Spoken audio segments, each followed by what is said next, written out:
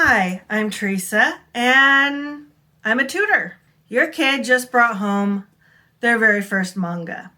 And you're like, great, this will help improve their reading. They don't like reading, so maybe a cartoon or a comic book would help get them involved in it, right? This works up to a point. Remember, I'm coming at this from the perspective of trying to improve your child's reading.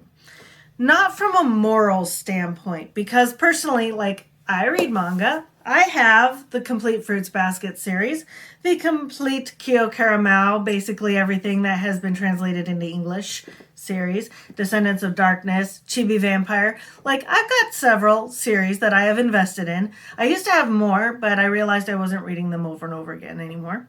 And I do rather enjoy them. They're good stories. And I know that there are some very popular comic books that a lot of kids pick up. I know that Dogman is a particular favorite amongst a bunch of 3rd and 4th grade students that I've had. And they do a good job of introducing your kids to a more accessible reading situation. You know, if you were to look at, say, Fruits Basket and pick any page,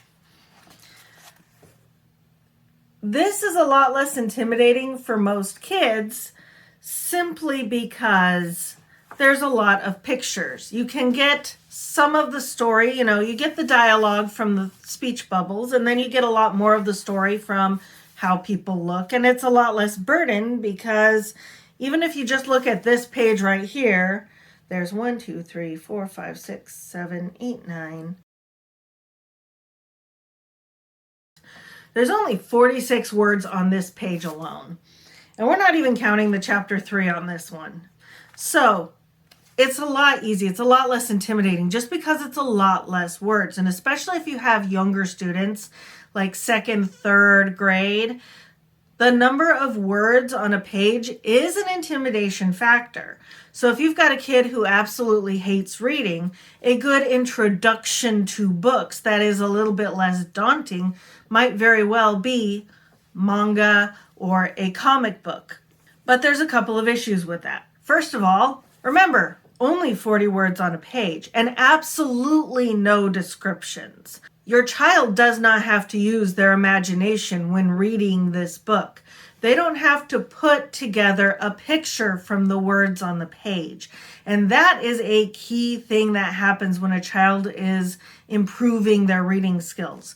They have to be able to read descriptions and put that picture together in their head. This skill is very useful on a lot of things, like if you ever have to Google instructions for something.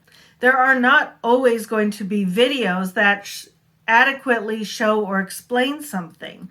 A lot of times the description is in the words. And being able to take a description and figure out what you're supposed to do is a key skill and will never go away, no matter how visual our mediums become, because there will always be written words.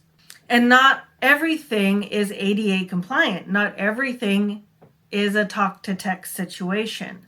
So even if your kid is better at listening to instructions rather than reading instructions, some things are just not always going to be conveniently read to them.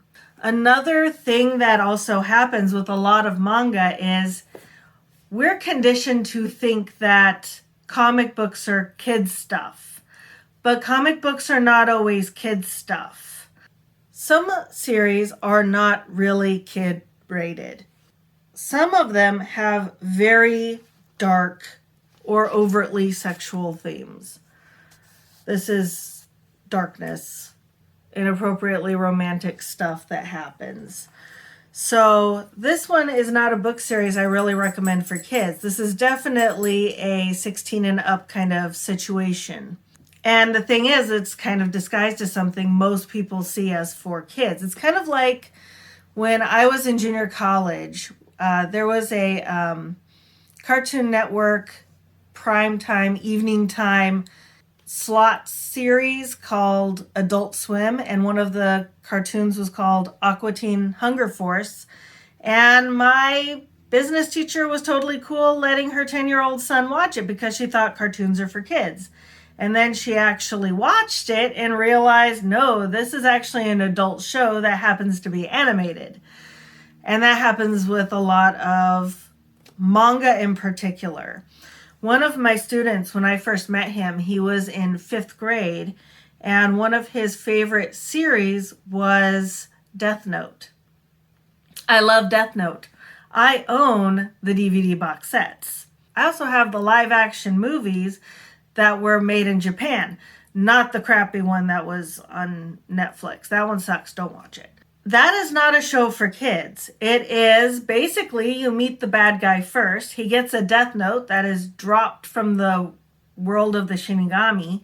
And the first rule in the death note is the person whose name that is written in this book shall die.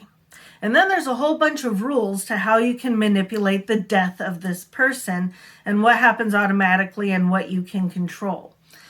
And from there, this teenage kid starts killing criminals, which is a debatable ethical question. And then the good guy, L, starts manipulating things to try and figure out who the person killing all these criminals is.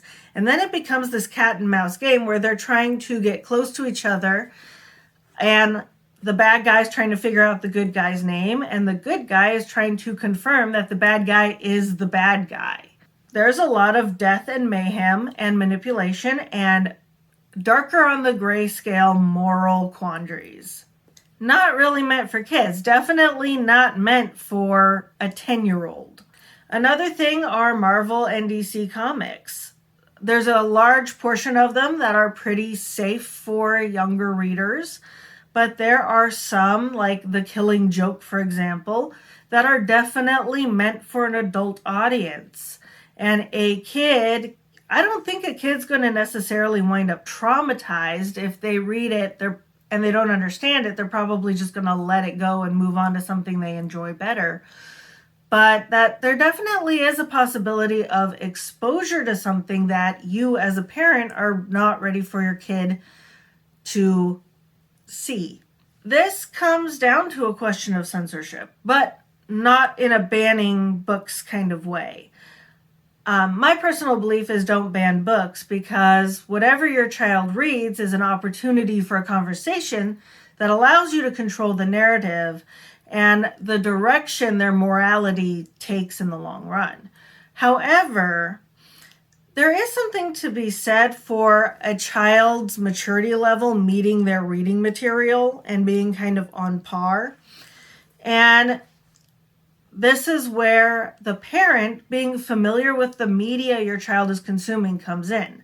This isn't banning them from it, but it is definitely, oh, what are you reading? Can I read it after you? That kind of thing. And just being aware and up to date. Part of this has a wonderful benefit of book club. You and your kid are reading the same thing, and then you can talk about it. And you have that shared experience of having read the same thing, and it just makes you closer.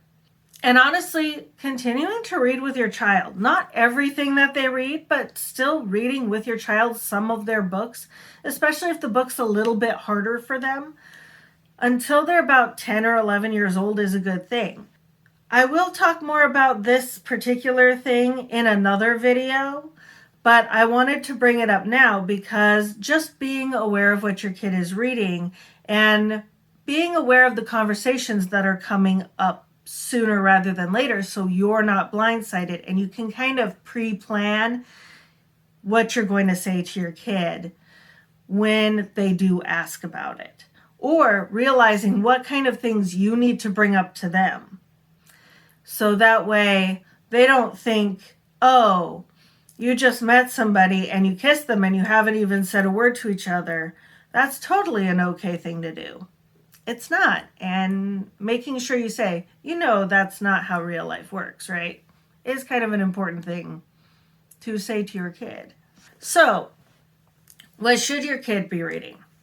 Can your kids read manga and anime and comic books? Oh yeah, sure. If your kid reads hard books all the time and it's always a challenge and a struggle to read, that is very discouraging. If everything in your life is always hard, it makes you want to quit. And this is not something your kid can quit because they have to go to school until they're 17, 18 years old when they graduate from high school. Well, I mean, they can drop out of high school, but the ideal goal is not to. So, how do you balance this? Well, my recommendation is have them read a book that's challenging and then have them read whatever the heck they want. Something hard, something easy, something tedious and difficult, something fun and enjoyable. And eventually, if their reading level gets to a point where that fun and enjoyable thing is also a really good reading level for them, and these two things merge, that is like the best place to be. That will get them reading voluntarily all the time, and that will start really stepping up how quickly they improve in their reading skills. Anyway, I hope you found this helpful. Friendly reminder that you are doing a good job. Bye.